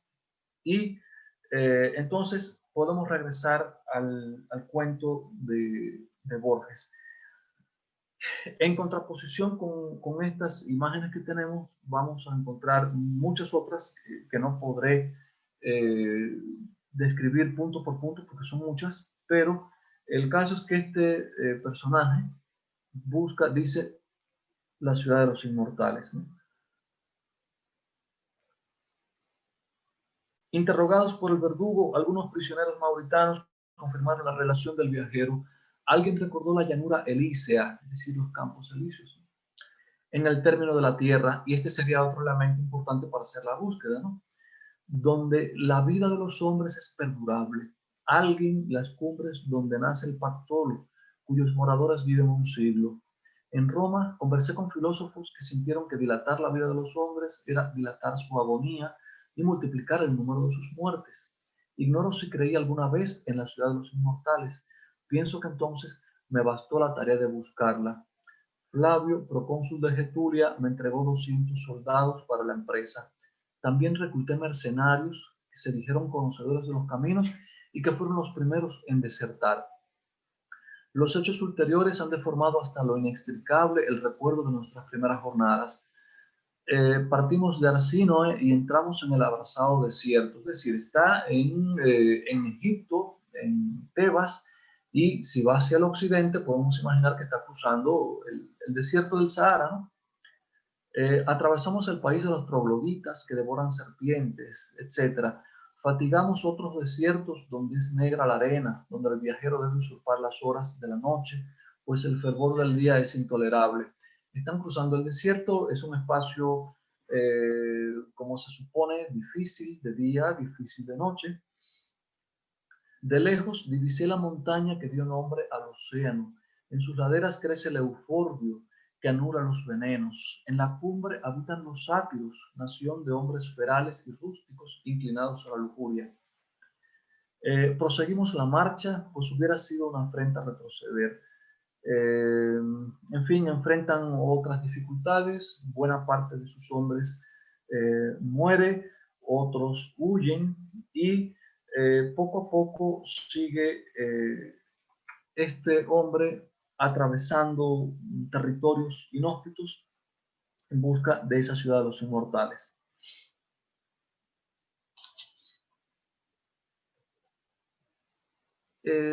Llega a comer carne de serpiente, puesto que no tiene otro alimento disponible. La codicia de ver a los inmortales, de tocar la sobrehumana ciudad, casi me vedaba dormir. Como si penetraran mi propósito, no dormían tampoco los trogloditas. Bueno, es que ya llegó y no se dio cuenta, ¿no? La urgencia de la sed, regreso un poco antes, me hizo temerario. Consideré que estaba a unos 30 pies de la arena. Me tiré, cerrados los ojos, atadas a la espalda las manos, montaña abajo. Hundí la cara ensangrentada en el agua oscura. Bebí como se abrevan los animales. Antes de perderme otra vez en el sueño y en los delirios, inexplicablemente repetí unas palabras griegas, los ricos teucros de Celea que beben el agua negra del Esepo. Y ahí justamente el personaje, sin saberlo, ha bebido el agua del río que otorga la inmortalidad. Ya se ha convertido él en uno de los inmortales y los personajes con los que se va a encontrar, él los denomina trogloditas. Comen carne de serpiente y eso tendrá que hacer él también. Atravesé el arroyo que los médanos entorpecen y me dirigí a la ciudad. Confusamente me siguieron 2 o 3 hombres. En fin, hacia la medianoche pisé erizada de formas idolátricas en arena amarilla la negra sombra de sus muros. Me detuvo una especie de horror sagrado. Tan abominadas del hombre son la novedad y el desierto que me alegré de que uno de los trogloditas me hubiera acompañado hasta el fin.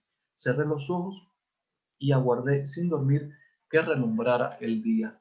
Y ahí poco a poco va a empezar la descripción de ese espacio, ¿no? He dicho que la ciudad estaba fundada sobre una meseta de piedra. Esta meseta, comparable a un acantilado, no era menos ardua que los muros. En vano fatigué mis pasos. El negro basamento no descubría la menor irregularidad. Los muros invariables no parecían consentir una sola puerta. La fuerza del día hizo que me refugiara en una caverna. En el fondo había un pozo, en el pozo una escalera que se abismaba hacia la tiniebla inferior. Bajé por un caos de sórdidas galerías, llegué a una vasta cámara circular apenas visible y empieza a describir los sótanos hasta que finalmente va a llegar a una parte que pueda describir de esa ciudad. Emergí a una suerte de plazoleta, mejor dicho, de patio. Lo rodeaba un solo edificio de forma irregular y altura variable. A ese edificio heterogéneo pertenecían las diversas cúpulas y columnas. Antes que ningún otro rasgo de ese monumento increíble me suspendió lo antiquísimo de su fábrica. Sentí que era anterior a los hombres, anterior a la tierra. Esa notoria antigüedad me pareció adecuada al trabajo de obreros inmortales. Cautelosamente al principio, con indiferencia después, con desesperación al fin, erré por escaleras y pavimentos del inextricable palacio. Después averigüé que eran inconstantes la extensión y la altura de los peldaños, hecho que me hizo comprender la singular fatiga que me infundieron. Este palacio es fábrica de los dioses, pensé primeramente. Exploré los inhabitados recintos y corregí. Los dioses que lo edificaron han muerto. Noté sus peculiaridades y dije, los dioses que lo edificaron estaban locos. Lo dije viéndose con una incomprensible reprobación que era casi un remordimiento, con más horror intelectual que miedo sensible. A la impresión de enorme antigüedad se agregaron otras, la de lo interminable, la de lo atroz, la de lo complejamente insensato. Yo había cruzado un laberinto, pero la nítida ciudad de los inmortales me atemorizó y repugnó. Un laberinto es una casa labrada para confundir a los hombres. Su arquitectura, pródiga en simetrías, está subordinada a ese fin. En el palacio que imperfectamente exploré, la arquitectura carecía de fin. Abundaba en el corredor sin salida, la alta ventana inalcanzable, la aparatosa puerta que daba a una celda o a un pozo, las increíbles escaleras inversas, con los peldaños y la balaustrada hacia abajo. Otras, adheridas aéreamente al costado de un muro monumental, morían sin llegar a ninguna parte, al cabo de 2 o 3 giros, en la tiniebla superior de las cúpulas. Ignoro todos los ejemplos que he enumerado son literales. Sé que durante muchos años infestaron mis pesadillas. No puedo ya saber si tal o cual rasgo es una transcripción de la realidad o de las formas que desatinaron mis noches. Esta ciudad, pensé, es tan horrible que su mera existencia y perduración, aunque en el centro de un desierto secreto, contamina el pasado y el porvenir y de algún modo compromete a los astros. Mientras perdure, nadie en el mundo podrá ser valeroso o feliz. En fin, esta es la ciudad de los inmortales, esta es su descripción. Y la otra parte, que obviamente no puedo leer, ni creo que tampoco sea necesario, supongo que han leído el cuento, tiene que ver con la descripción de los inmortales, ¿no?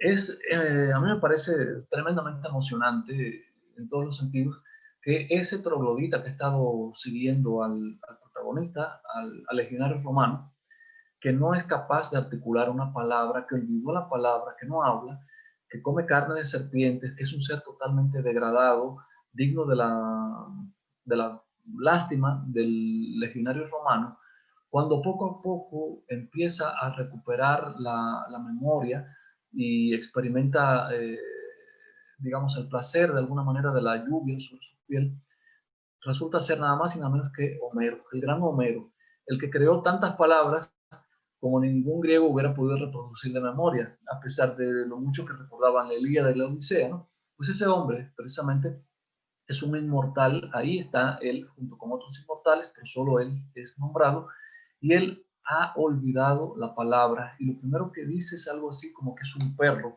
Él es el perro de Odiseo, y confiesa que en otra época él compuso la Odisea, ¿no? Argos, perro de Ulises, y después, también sin mirar, le dice, este perro tirado en el estiércol, ¿no? Fácilmente aceptamos la realidad, acaso porque intuimos que nada es real. Le pregunté qué sabía de la Odisea.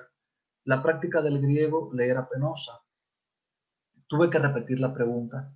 Muy poco, dijo, menos que el rapsoda más pobre. Ya habrán pasado 1100 años desde que la inventé. A mí me conmueven profundamente esas palabras, ¿no? Porque que sea precisamente Homero, el autor de la Odisea, el que diga que es un perro tirado en el estiércol y que ya olvidó esa obra, es, digamos, o da la medida de qué tan miserable en todos los sentidos es la ciudad de los inmortales y qué terrible es la inmortalidad. A tal punto es terrible en este cuento la inmortalidad que una vez que este legionario romano la ha adquirido, se da cuenta de que lo único que puede desear de nuevo es encontrar el río que da la muerte, la condición de mortal. Razona, si hay un río que da la inmortalidad, pues debe haber otro que permita perderla, es decir, que nos devuelva la condición de mortal por medio de esas deducciones tan características de los cuentos de Borges, ¿no? Y efectivamente, sin darse cuenta, en un momento determinado en que regresa, encuentra el río que da la mortalidad y se vuelve a convertir en un mortal. Pero ya ha explorado la ciudad de los inmortales, ya ha conocido esos inmortales, él mismo ha sido uno de ellos. De hecho, se sugiere que ha vivido en distintas épocas. Es nada más y nada menos que el judío errante, fue Homero, y es el judío errante, Joseph Cartaphilus de Esmirna, que al principio del cuento le ofrece a una princesa en Londres un juego de volúmenes de la Ilíada. Es decir, hay toda una serie de juegos de tipo intertextual en los que uno se puede entretener y con mucho placer encontrar claves de lectura de este cuento, ¿no? Pero al final lo que resulta es que hemos tenido acceso a una visión de qué es la inmortalidad, de qué es la ciudad de los inmortales, y ese mito por el que tanto suspiraron individuos de todas las épocas. Y recordemos, por ejemplo, que cuando la conquista y colonización de América, el mito de la ciudad de los inmortales también vino con los europeos a América, y que se dedicaron durante mucho tiempo a buscar la fuente de la inmortalidad, la fuente de la eterna juventud. El punto de la geografía que les, de alguna manera, que les devolviera el mito en la tierra, en ese cuento de Borges simplemente queda destruido. La inmortalidad es algo indeseable, nos quita la noción del valor de cada uno de los días, de las horas que vivimos, lo que nos permite entender y disfrutar en última instancia los placeres, la vida, las esperanzas, todo lo que podamos tener, albergar, es nuestra condición de mortales, el saber que cada uno de nuestros actos, cada una de nuestras esperanzas e ilusiones es única, y que si no se consiguen en el tiempo de la vida, simplemente no se va a poder obtener, ¿no? Con esto entonces simplemente ese mito queda destruido. Para mí es una de estas operaciones típicas de lo que luego, andando las décadas, iba a ser la posmodernidad, ¿no? La forma de revisión e incluso de destrucción de muchos de los mitos que habían construido de alguna manera nuestra visión de individuos del mundo occidental. Y bueno, con esto creo estar resumiendo de alguna forma los puntos principales de este mito. No sé si tengan preguntas, si quieran hacer observaciones, aportaciones. Igual hay otros elementos del cuento que se pueden retomar si ustedes lo desean. En este momento simplemente pues les cedo la palabra si quieren. Bueno, entonces retomar un poco los puntos que hemos estado tratando en este curso, para notar cómo, por ejemplo, eh, estos personajes, estos mitos y muchos otros que naturalmente no hemos visto, han servido a distintos escritores para reescribir en general, no siempre para reproducir en sus puntos esenciales los rasgos del mito, los valores que los mitos o los personajes traen asociados. Y bueno, eso es resultado también de una selección, evidentemente. Uno selecciona lo que le parece más interesante, más rico en sentidos. A mí en particular me gustan mucho las reescrituras de estos mitos que permiten ver la riqueza del mito, no en la reproducción de sus rasgos principales, sino en la capacidad que pueden tener para, sin dejar de ser estos mitos, estos personajes, estos espacios,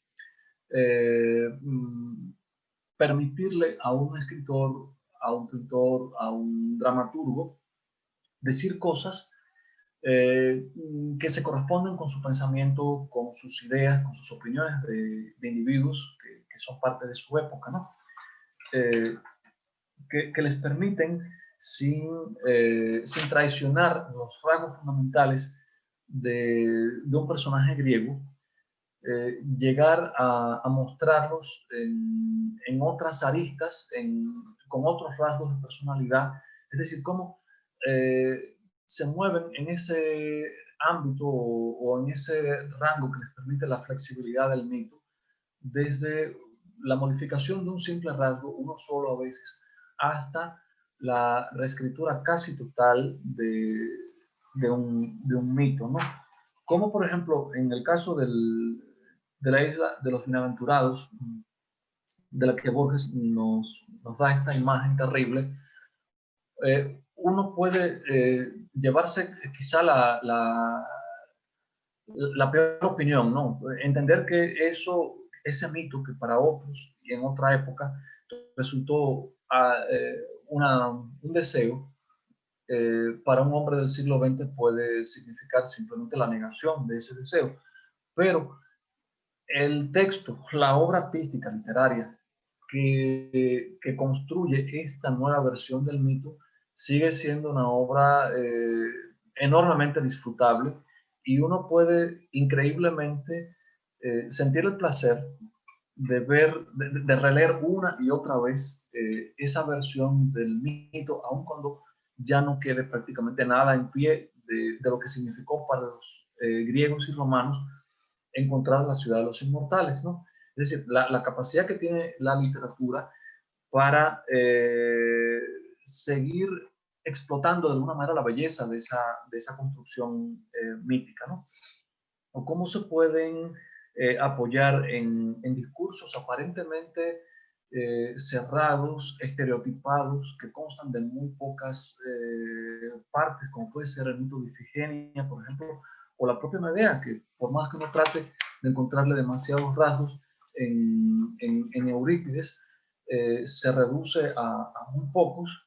Sin embargo, en manos de dos escritoras, de dos mujeres contemporáneas que están razonando, que están tratando de ver cómo le encuentran un rasgo a estas figuras que les permita decir lo que ellas quieren, cómo pueden encontrarlo, cómo pueden inventarse, digamos, un segmento de historia que no estaba en los discursos originales, como en el caso del viaje de Ifigenia, o cómo pueden simplemente rehacer a Medea, fabricarla de nuevo sin que deje de ser de alguna forma exactamente lo que era, por ejemplo, en las argonáuticas, ¿no?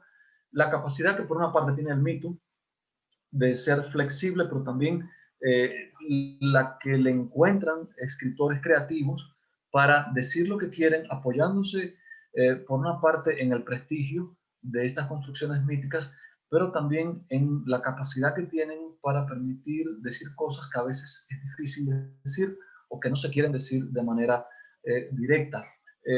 No he tratado, por ejemplo, obras que recuperan mitos para hablar de cuestiones políticas en épocas en que hablar de política es muy complicado. Pero si uno lee, por ejemplo, las obras de teatro que escribió Jean Anouilh y que se corresponden precisamente con la ocupación alemana de Francia, o la versión que escribió Antoine Arrufat en Cuba a principios de la década de 1960 de la tragedia de Esquilo, de los 7 contra Tebas, se puede dar cuenta de que la tragedia griega, o muchos de estos mitos, tienen también una capacidad increíble de seguir generando discursos políticos, y discursos que a veces se solapan, que logran pasar opiniones que burlan a la censura,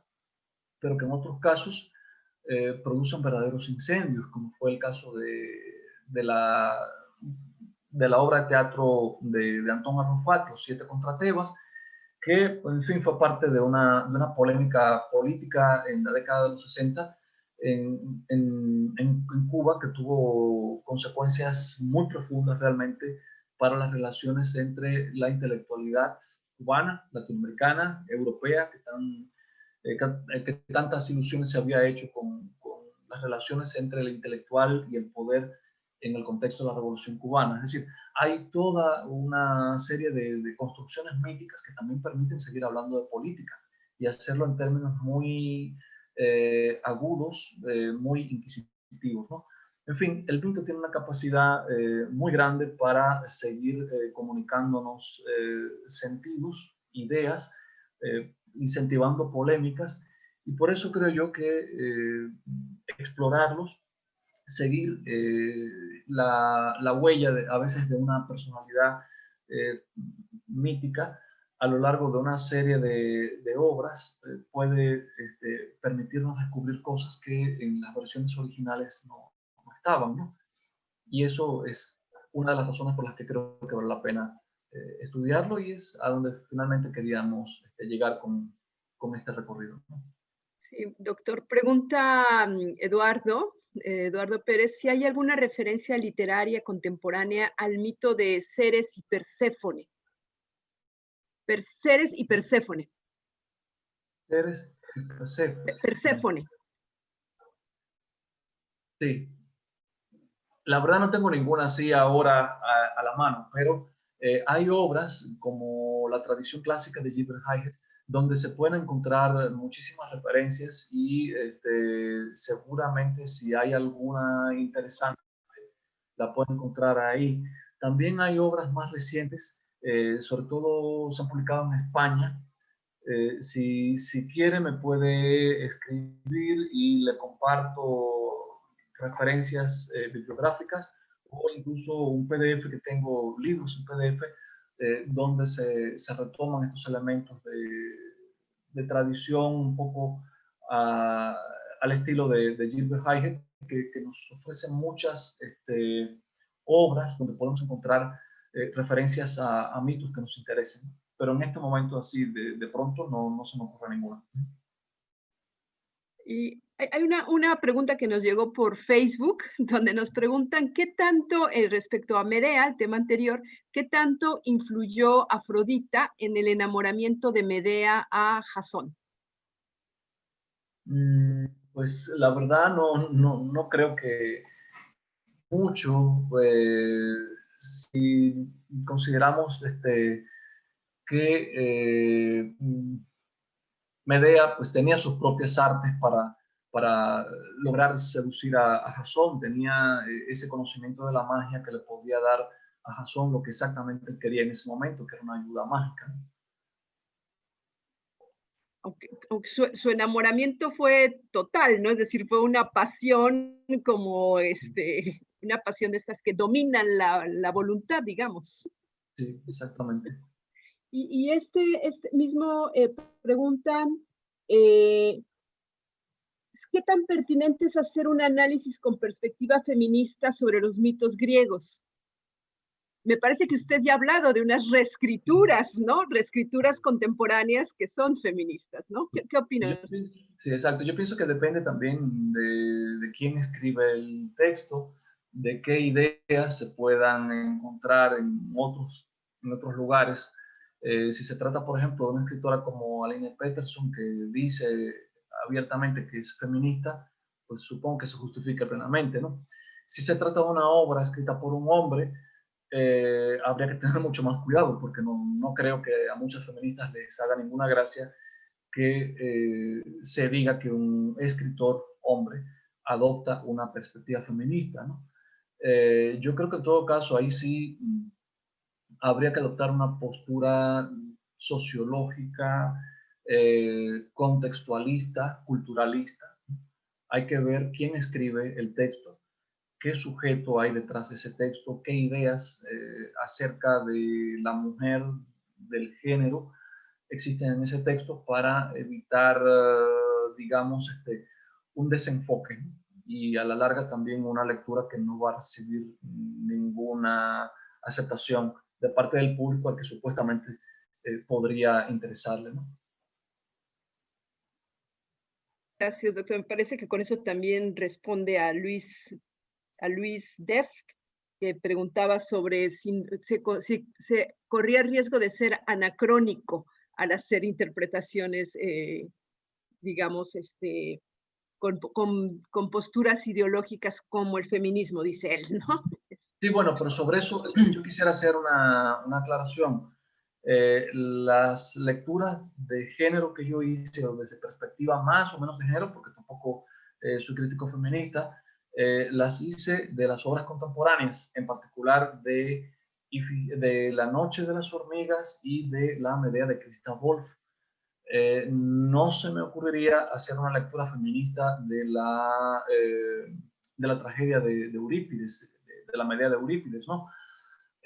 Yo sé que eso se hace con frecuencia, pero cuando uno profundiza un poco más en el conocimiento de Eurípides y de su contexto y de los discursos que había de tipo crítico en torno a Eurípides, incluso desde otros géneros literarios como la propia comedia griega, creo que sería bastante arriesgado decir que Eurípides defendía o atacaba a las mujeres, que son las dos acusaciones que siempre se le han hecho, ¿no?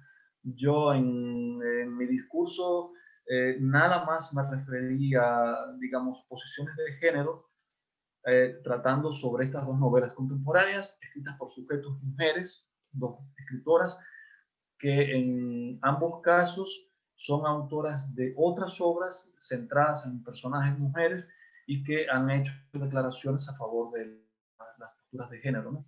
Pero no, ni loco se me ocurriría hablar de feminismo en relación con Eurípides o con Hesíodo, no, ni loco, porque la tradición griega de tipo misógino es ampliamente conocida y se puede rastrear en muchas obras de la literatura griega. La misoginia entre los escritores griegos no es un mito, es una realidad constante que uno se encuentra en una obra y en otra y en otra y en otra.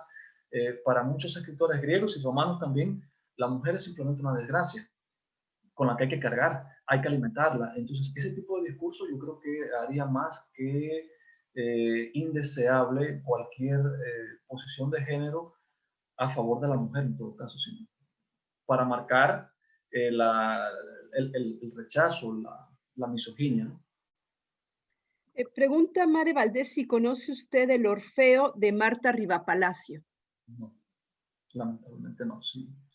Si puede compartirnos en el chat la referencia, creo que nos informaría no solo a mí, sino quizá a otro que tampoco lo conozca. Muy bien. Pues se nos acabó el tiempo, doctor, de estas 3 sesiones. Muchísimas gracias por sus comentarios y esperamos recibirlo en algún momento de manera presencial acá en el Tecnológico de Monterrey. Nos dará muchísimo gusto. Muchas gracias. Seguiremos en contacto y le mandamos un abrazo. Muchísimas gracias.